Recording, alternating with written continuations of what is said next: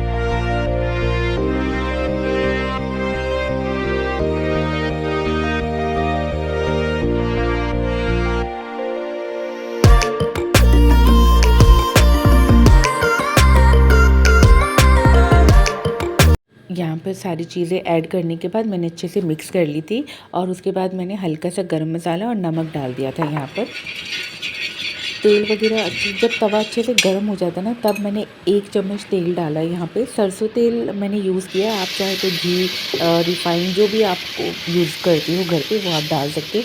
मुझे सरसों तेल की हैबिट है, हम सब सरसों तेल ही खाते हैं, तो हमें वही अच्छा लगता है। उसके टेस्ट की ना एक आदत पड़ जाती है, जो चीज़ें हम इस्तेमाल करते हैं ना, हमें उनकी इतनी हैबिट हो जाती है कि कुछ चेंजेस लाने में थोड़ी सी हिचकिचाहट होती है। तो काफ़ी टाइम हो गया मैं इस तेल को यूज़ करते हुए। तो बस जी, यहाँ पर मैं इसको अच्छे से एक साइड में पका लूँगी। जब एक साइड में अच्छे से पक जाएगा ना, फिर मैं इसको पलट के दूसरे साइड भी अच्छे से पका लूँगी। आज ना दिन बड़ा अच्छा सा लग रहा था, मतलब एक अलग ही खुशी सी थी। I don't know the reason, ऐसा कोई ख़ास रीज़न नहीं था, बट अच्छा सा लग रहा था दिन। होता है ना कई कई दिन हमें अच्छे लगते हैं, अपने आप ही ऑटोमेटिकली हम उठते हैं ना, तो मन में एक अलग सी खुशी सी होती है। और उसके बाद ना चीला वगैरह यहाँ पे बन गया था, और मैंने पीहू को दिया, तो उसकी आंखें देख रहे हो आप कितनी बटन की तरह बड़ी हो गई। मैंने उससे पूछा कि कैसा बना है, तो उसने बोला मम्मा बहुत टेस्टी बना है। क्या करें यार, बच्चों को ना खिलाने के ना अलग अलग ऑप्शन ढूंढने पड़ते हैं। अगर वही हम ये मैं दाल बना के दे दूँगी उसको, ठीक है, तो खा तो लेगी, लेकिन एक होता है ना उतनी इंटरेस्ट से नहीं खाएगी। भाई उसने ना यहाँ पे मॉर्निंग में अच्छे से 2 चीले आराम से खा लिए थे। फिर मुझे भी बड़ी खुशी हुई कि चलो कुछ अच्छा न्यूट्रिशन हेल्दी उसकी बॉडी में गया। और जो मैंने ना वेजीज़ वगैरह यहाँ पे डाली थी ना, वो भी उसने बड़े अच्छे से खाई, बल्कि उसने अलग निकाल के नहीं रखी। उस बात की मुझे बड़ी अच्छी खुशी हुई। उसको वो कह रही थी कि मम्मा जो इसमें आपने शिमला मिर्च वगैरह डाला है ना, वो ऐसा लग रहा था जैसे हम पिज़्ज़ा खाते हैं तो शिमला मिर्च का टेस्ट आता है ना, बिल्कुल वैसा। तो मैं भी बड़ी खुश हो गई। मैंने कहा चलो अच्छा है, कुछ तो तरीका मिला है इसको खिलाने का, तो इसी बहाने इसने खा तो लिया। फिर उसके बाद बारी आई थी यहाँ पर उसका हेयर वगैरह कॉम्ब करने की। तो उसकी ना आज उसके कहना था कि मम्मा आज ना मेरी 2 पोनीज़ बना दो, आगे से हल्की सी चोटी निकाल के वैसी वाली बना दो। तो मैंने कहा ठीक है बेटा। और फिर वो ना मुझे अपनी स्कूल की भी बातें यहाँ पर बताती जा रही थी। होता है जब आपके घर पे बेटियाँ होती हैं ना, तो कहीं न कहीं आपकी एक दोस्त जो है घर में ही पैदा हो जाती है। तो पीहू जैसे-जैसे बड़ी होती जा रही, तो मेरा और उसका बॉन्ड भी अच्छा होता जा रहा है।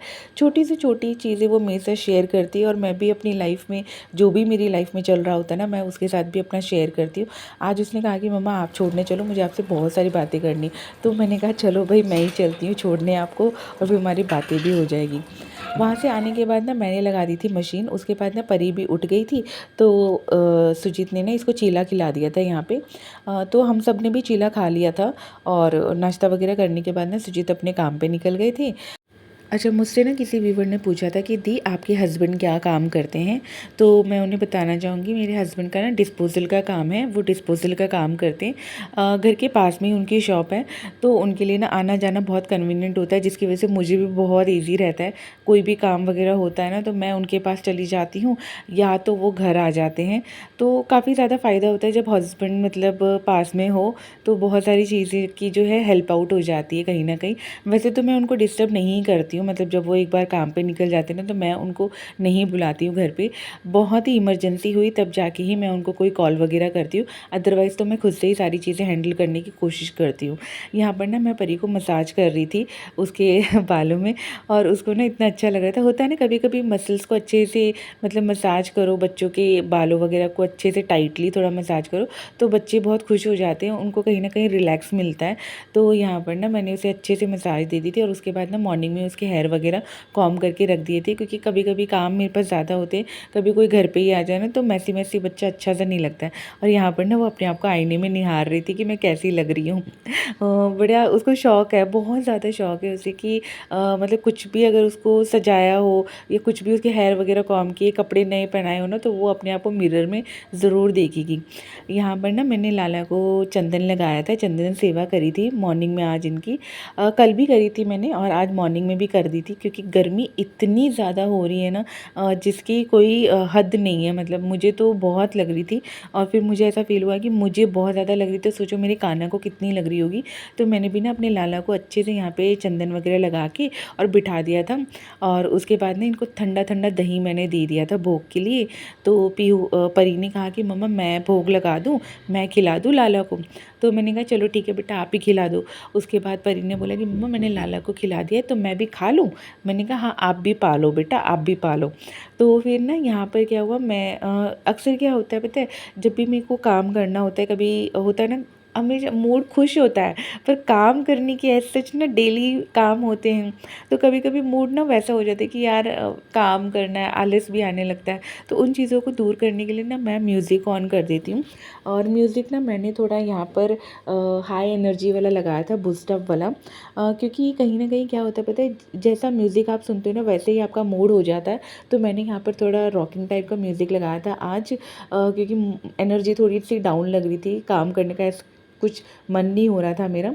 तो फिर मैंने कहा चलो म्यूज़िक सुनते-सुनते ही काम कर लेती हूँ, तो थोड़ा काम में ना मन लगेगा मेरा। उसके बाद ना यहाँ पर ना परी के लिए मैंने ना एक ये बुक खरीदी थी, आप लोगों के साथ मैंने शेयर भी करी थी। तो धीरे-धीरे उसने ना इसमें काम करना शुरू करा है, और ए टू ज़ेड ना उसने लिखना उसे आता है, बट वो प्रॉपर फॉर्मेशन नहीं जानती है अभी। अगर डॉट वगैरह बना के दो तो लिख देती है।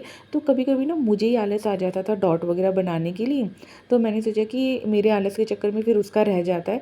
तो यही वाली बुक ना, जिसमें ऑलरेडी डॉट वगैरह बने हुए थे, तो यही बुक मैं ले आई थी उसके लिए। तो अब वो बहुत अच्छे से करने लग गई है।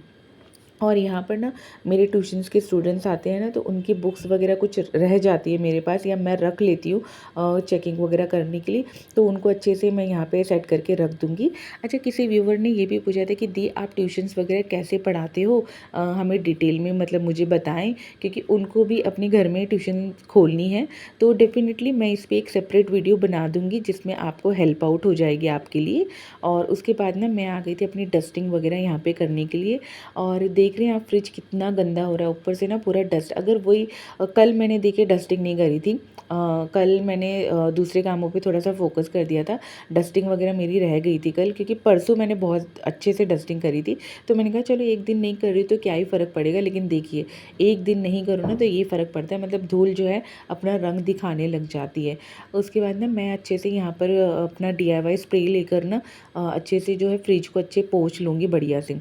और देखिए अब बिल्कुल डस्ट नहीं है, देखिए कितना सरफेस क्लीन हो गया ना। उसके बाद सब कुछ डस्टिंग वगैरह पूरे घर में अच्छे से करने के बाद ना मैं आ गई थी यहाँ पे अपने किचन को क्लीन करने के लिए। सबसे पहले यही रहता है कि मॉर्निंग में जो भी ऊपर का काउंटर टॉप होता है ना, अगर वो क्लीन हो जाए ना तो किचन वैसे ही अपनी साफ़ सुथरी सी हो जाती है। क्योंकि किचन ऐसे सुबह ज़्यादा गंदी नहीं होती है, बट चीज़ें इतनी फैल जाती है ना सुबह सुबह, तो बस उन्हीं को थोड़ा सा सेट करके रखना होता है। अच्छा, मेरे को ना एक व्यूवर है जिसने मेरे को कहा था कि दी आप ना तवा जो है मत रखा करो चूल्हे पे, खाना बनाने के बाद हटा लिया करो। तो देखिए जब चीला बनाया था ना तभी मैंने हटा लिया था, और अब आपको दिख रहा होगा कि चूल्हे पे जो है तवा नहीं था। ऐसे छोटे छोटे कमेंट्स जब आप लोगों के आते हैं ना, तो मैं भी बहुत कुछ सीखती हूँ आप लोगों से। और जो मुझे चीज़ें अच्छी लगती हैं ना, उनको तो मैं अक्सर अपने दिमाग में ऐसे बिठा लेती हूँ कि नहीं ये चीज़ मुझे सीखनी है, और ये चीज़ मुझे आगे अपनी लाइफ में भी इम्प्लीमेंट करनी है। उसके बाद ना मैंने अच्छे से काउंटर टॉप यहाँ पे क्लीन कर लिया था, और बारी आती थी अब बर्तन वगैरह सारे अरेंज करके रखने के नीचे। मेरा ऐसा मॉड्यूलर किचन नहीं है, मैं आप लोगों को पहले भी बता चुकी हूँ। तो जो मेरा बर्तनों का रैक होता है ना, वो मैंने ऐसे ही नीचे किचन में शेल्फ के अंदर डाल के रखा हुआ है, मतलब जो नीचे का बॉक्स बना हुआ है ना उसमें।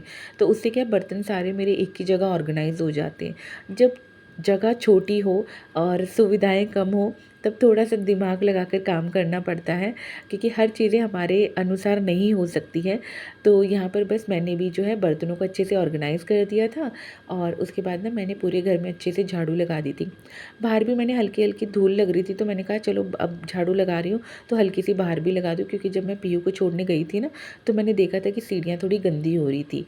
और यहाँ पर क्या हुआ पता है, जब मैं झाड़ू लगा रही थी ना, तो ऊपर ये हम हैंग नहीं करते दिवाली वगैरह पे, तो ये बीच में भी काफ़ी बार मैंने क्लीन कर लिया था। और ये आज ना मेरी फिर से इस पर नज़र चलेगी, और ये देखिए धूल के मारे ना कितना गंदा हो रहा था। और जो इसका येलो येलो वाइट कलर के जो फ्लावर है ना इसमें, वो भी बहुत ज़्यादा गंदे हो रहे थे। तो मैंने ना उसे बस डिप कर दिया था एक भगोने में, जिसमें कि मैंने विम लिक्विड ऐड किया, थोड़ा सा पानी ऐड किया, और उसी में मैंने डिप करके रख दिया। और उसे भी मैं अच्छे से धो लूँगी बाद में। थोड़ी देर के लिए मैंने छोड़ दिया है कि जब तक मेरा झाड़ू वगैरह होगा तब तक जो है उसकी जो गंदगी है वो निकल जाएगी। झाड़ू वगैरह अच्छे से लगने के बाद ना मैं पूरे घर में बढ़िया से पोछा वगैरह भी लगा दूँगी यहाँ पे। और ये देखिए परी को बेचारी ना यहाँ पर टीवी भी देख रही थी, और अपने टैडी को लेकर ना, पांडा को लेकर उससे बहुत सारी बातें कर रही थी। तो मैं भी ना देखने चली गई कि ये कर क्या रही है। तो ये बेचारी अपने ना पांडा के साथ खेल रही थी यहाँ पे। मैं आ गई थी अपनी किचन में, और यहाँ पर जो डस्टबिन वगैरह रखी थी ना, जिसका कूड़ा मैंने खाली किया था, तो उसी को मैं अच्छे से यहाँ पे वॉश कर लूँगी। ये अक्सर डेली होने वाली चीज़ें नहीं है, अल्टरनेट होने वाली चीज़ें हैं, जैसे कि डस्टबिन वगैरह धोना, और मयूर जग जो होता है ना जिसमें हम पानी वगैरह फिल करते हैं, उसको अच्छे से धोना। क्योंकि पानी जो है हम डेली जब यूज़ करते हैं ना, बॉटल वगैरह डालते रहते हैं, तो अंदर ना इसमें चिकनाई आ जाती है, जिसकी वजह से बीमार होने के चांसेस ज़्यादा होते हैं। तो बस ये छोटी छोटी चीज़ें होती हैं जिनके ऊपर हम सफाई के ऊपर अगर डेली ध्यान देते हैं ना, तो कहीं ना कहीं ये चीज़ें जो है हमें फ़ायदा ही करती है, नुकसान नहीं करती है। तो ये भी थोड़ा सा गंदा हो रहा था, और इसमें चिकनाई जम रही थी अंदर की तरफ, काई जैसा। तो काई जैसा तो नहीं बोलूँगी, लेकिन हल्का हल्का जैसे होता है ना चिपचिपापन, वैसा सा। तो मैं इसको जब भी मेरे को पानी की बॉटल चेंज करनी होती है ना, मैं इसको अच्छे से धो लेती हूँ ताकि कोई भी बीमार ना हो। और यहाँ पर ना साइड में जो लटकन वगैरह रखी हुई ना, उसको डिप करके रखा था, बस उसे भी मैं धो लूँगी। छोटी छोटी चीज़ें हैं जो डेली होने वाली चीज़ें होती हैं ना, वो थोड़ा सा फोकस करेंगे तो घर हमेशा नीट एंड क्लीन बना रहता है। तो मैं भी इसी तरीके को यूज़ करके अपने घर को नीट एंड क्लीन रखती हूँ। और मेरी बीमारी भी है, जहाँ मुझे लगता है गंदा हो रहा है ना, तो बस उस चीज़ को मैं ठीक कर देती हूँ। तो चलिए जी, आज का वीडियो मैं यहीं पे एंड करती हूँ, फिर मिलती हूँ अपने नेक्स्ट व्लॉग में। अगर वीडियो अच्छा लगा हो तो लाइक ज़रूर करिएगा, शेयर ज़रूर करिएगा, कमेंट ज़रूर करिएगा, और सबसे बड़ी बात कि अगर आप चैनल पे नए हैं तो मेरे चैनल को सब्सक्राइब ज़रूर कर दीजिएगा, क्योंकि आपकी सपोर्ट के बिना मेरे आगे बढ़ पाना बहुत मुश्किल है। तो प्लीज़ सब्सक्राइब ज़रूर करिएगा मेरे चैनल को। फिर मिलती हूँ अपने नेक्स्ट वीडियो में। Till then bye, take care, हँसते रहिए, हँसाते रहिए, मुझे याद करते रहिए। हरि बोल।